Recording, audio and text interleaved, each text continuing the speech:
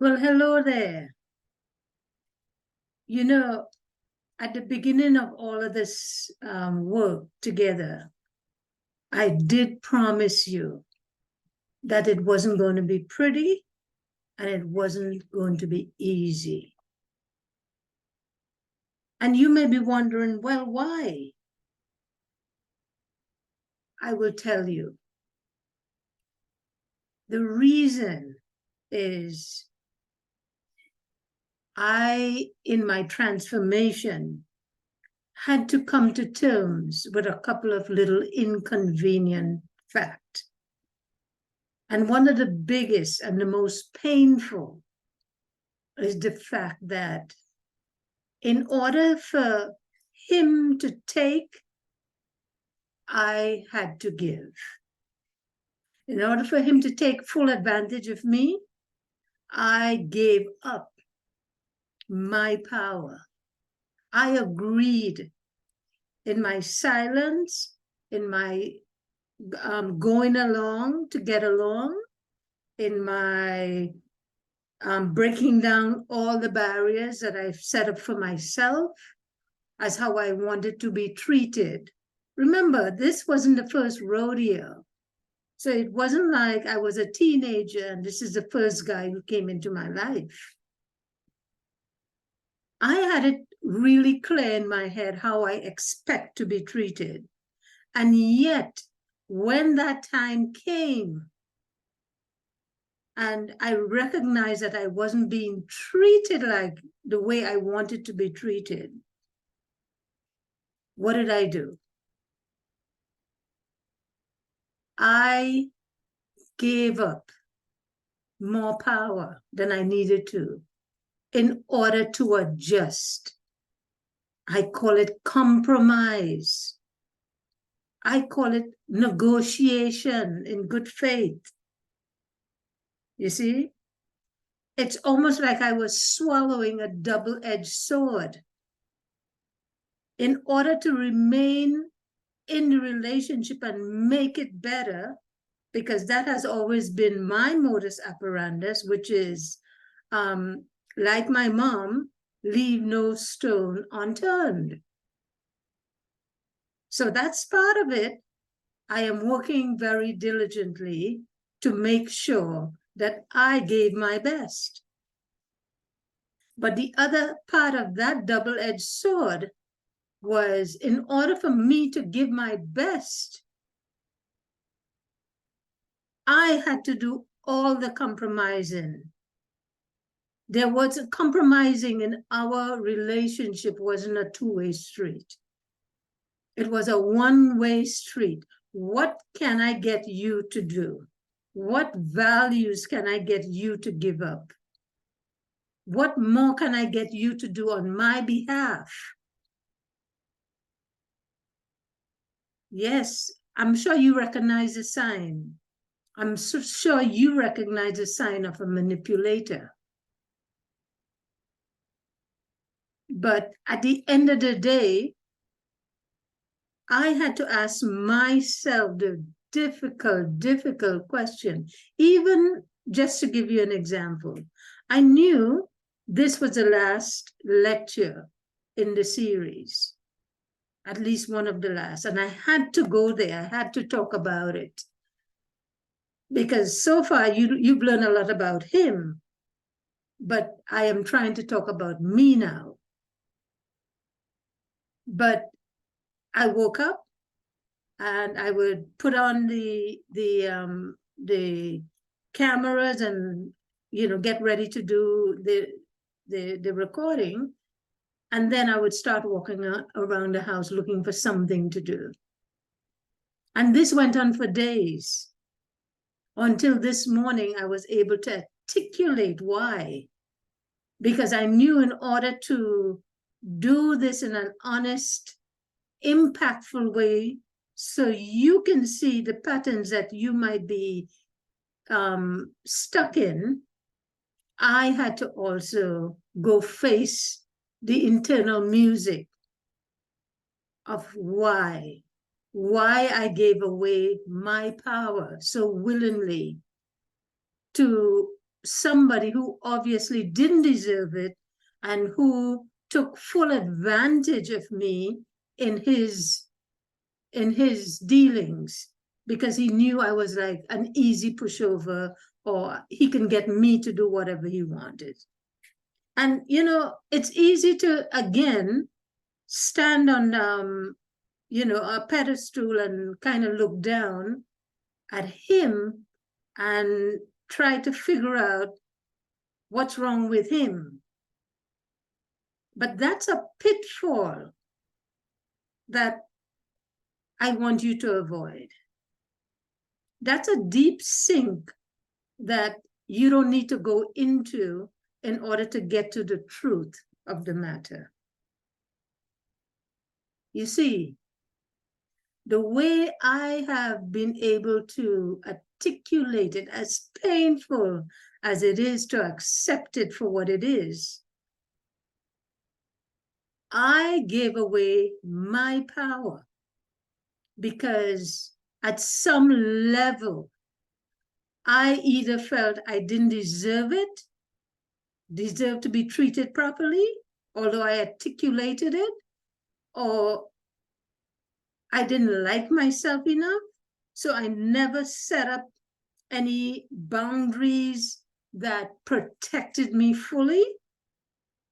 Or maybe it's as simple as I became so pig-headed that I thought I could fix any situation, just like my mom, who leave no stone unturned.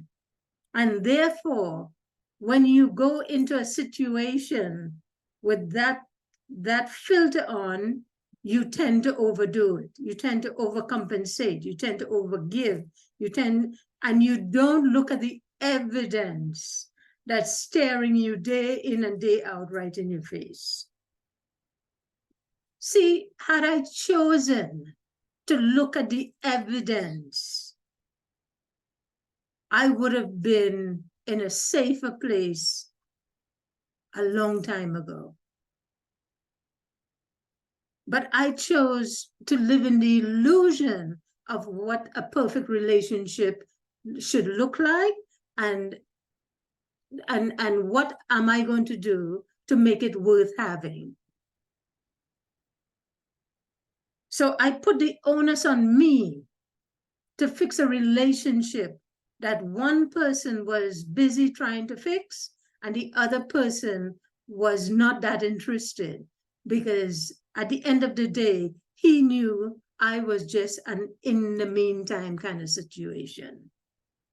You ever read that book by Ian Van Zandt, In the Meantime? Yes? That's where I was. I was just an in the meantime relationship, while he continued to explore his options. He was in the house with me exploring his options. Now, again, let's go back to me.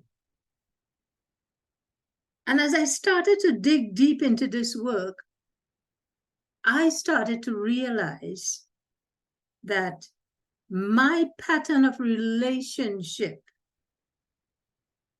came from when I was a lot younger, and I shouldn't say my pattern of relationship. My pattern of relationship came from my parents. And I'll give you a short story, right? I'll detail a little bit.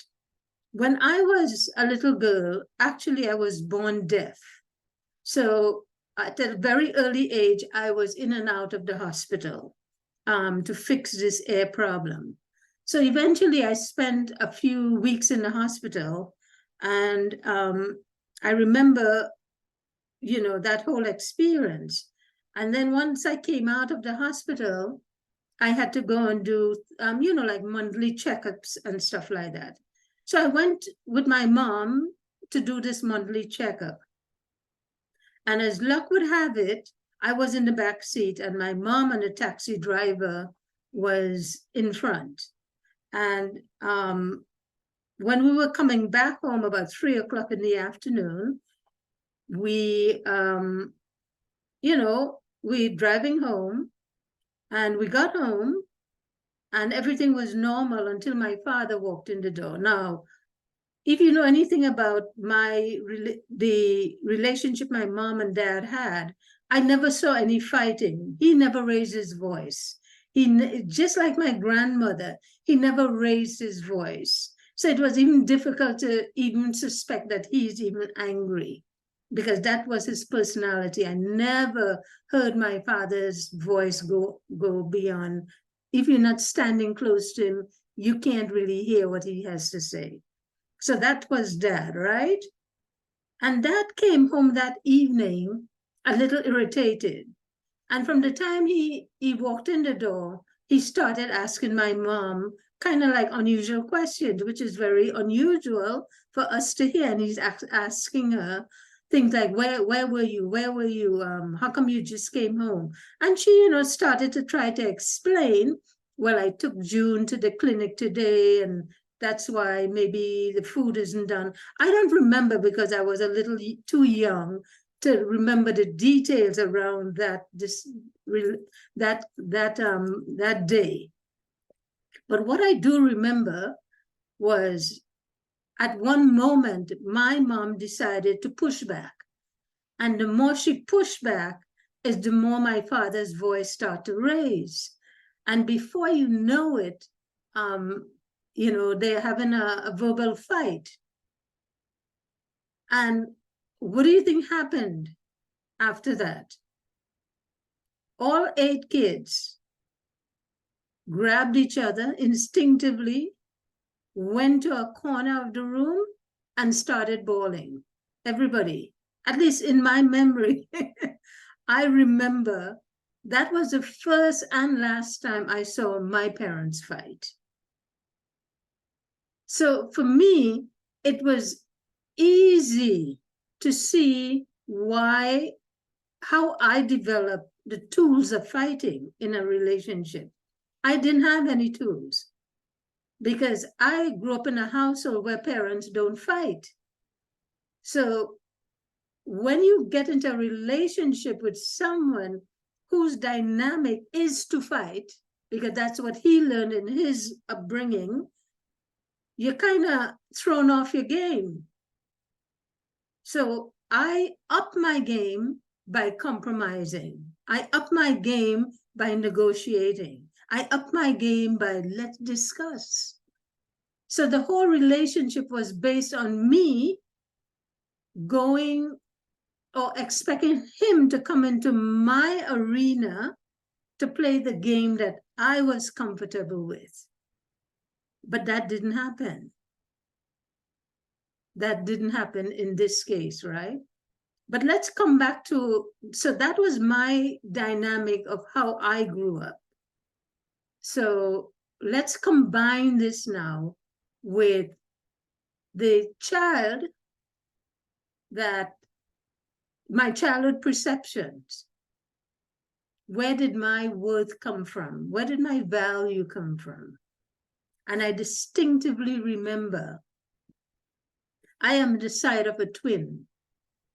And my twin, when we were born, we weren't identical, but she was, in my estimate and everybody else's estimate, the drop-dead gorgeous child.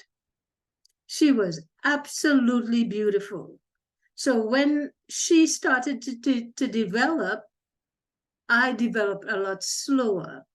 So I was like the puny little child on the side. Whenever she was in the presence, everyone would be like, oh my God, look how beautiful she is. And then it was, me was the sort of an afterthought, right? So I distinctly remember an old aunt visiting my mother's house, my grandmother's house. And she came in through the door and she was raving about how beautiful this child is. And that's my sister, my twin sister. And then she sort of, after all this raving, sort of caught herself, and she looked at me and she was like, yeah, you're all right. Basically, you're all right. You'll do all right. And that was it. So I remember actually from that day framing where my role is in relation with my sister. But then that morphed into the wider person that I became, which is, well, I know I got nothing going on, right? I know I have nothing going on. But you know what?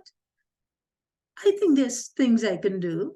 And at a very early age, I realized I was good with books. So I became the best student. I became the eternal student. I became the philosopher. I became the talker, the coach, because I knew I had nothing else going on, right? So that's the frame that I entered my adulthood with, which is I don't need to compete because I already know my place. I got nothing going on.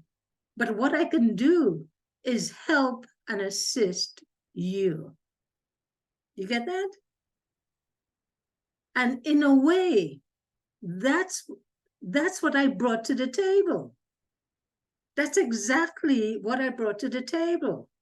I brought a support system into any situation that I found myself.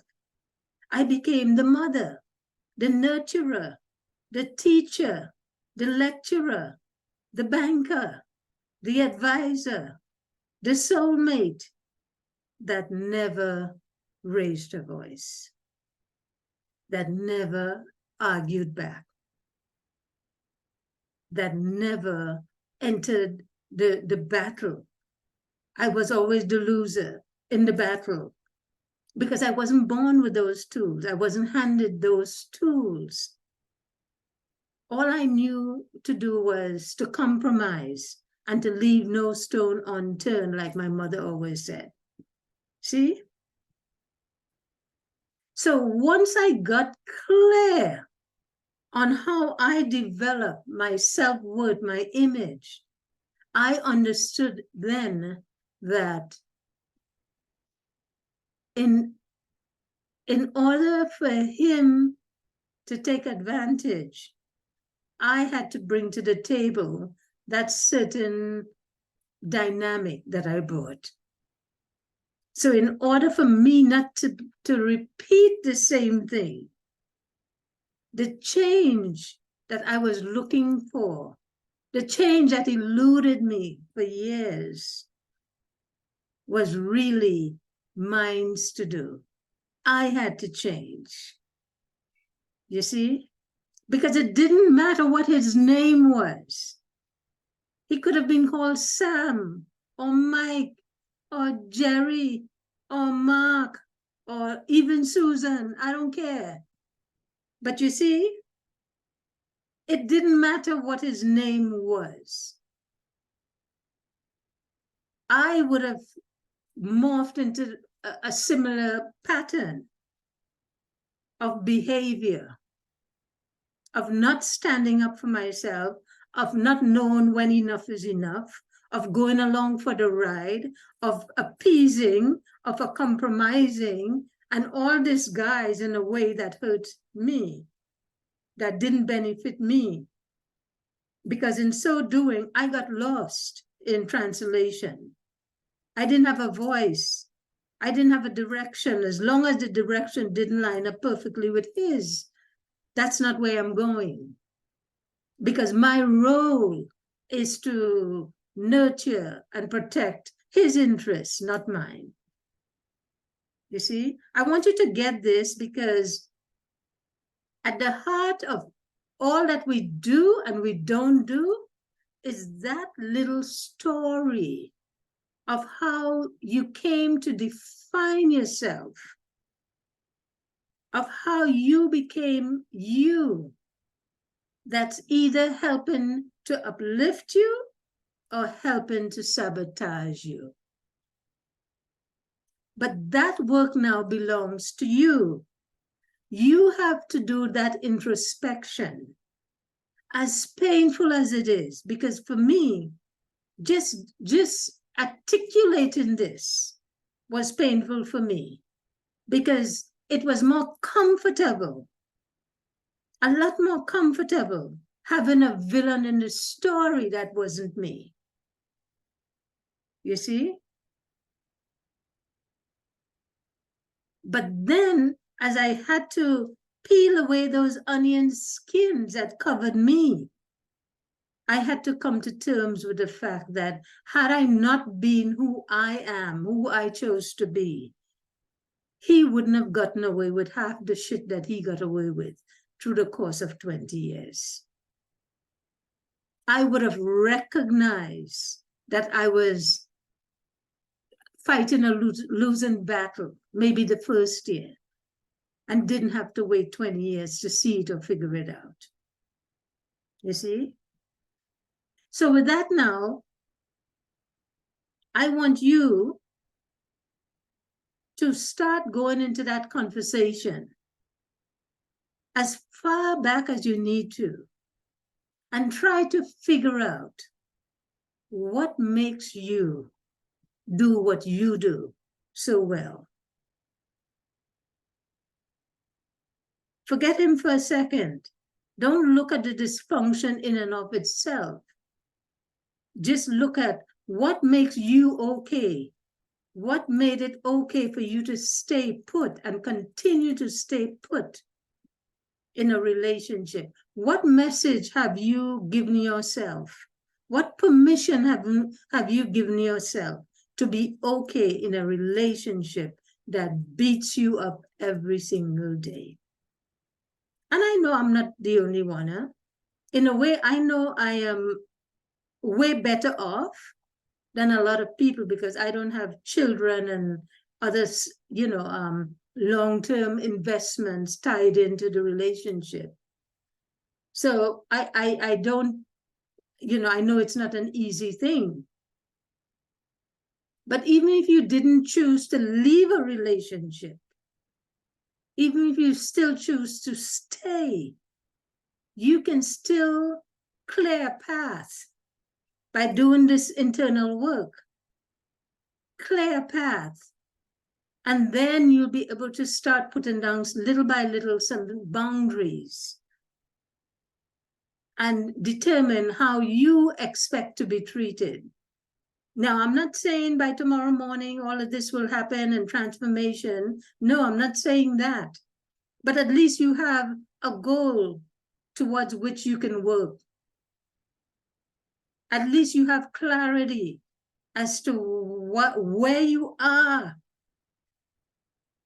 And then, and only then, can you get a little more clarity as to how to get from where you are to get to where you want to be.